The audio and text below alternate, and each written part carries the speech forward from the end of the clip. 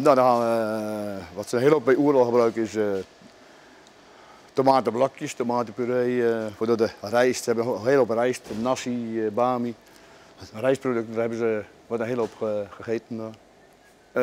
Nou ja, bier. Plenty bier en fris. En chips, er worden een hele hoop chips eten. Nou, het is lekker druk, ja. We rijden 3 keer zoveel op het eiland als normaal, dus ja, het is wel even doorwerken. Dan werken we van 's morgens 7 tot 's avonds 10, zeg maar. En normaal is het van 8 tot 6.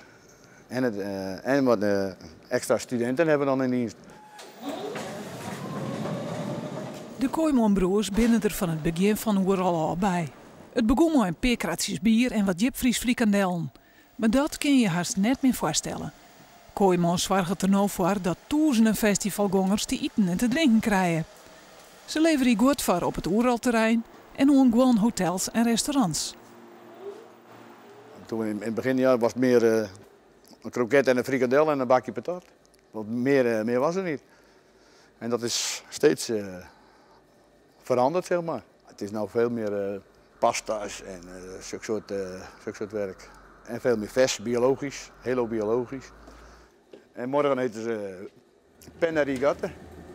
En hoewel het Oerol vanzelfs voor de zaken poer best is, zien de broers ook wel weer uit naar de eind van het festival. Maar straks als het afgelopen is, is het wel even lekker, ja.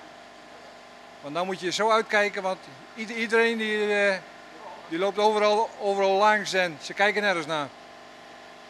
Ja, stiekem ook wel weer zin dat het straks weer normaal is. Ja, zeker, zeker, ja.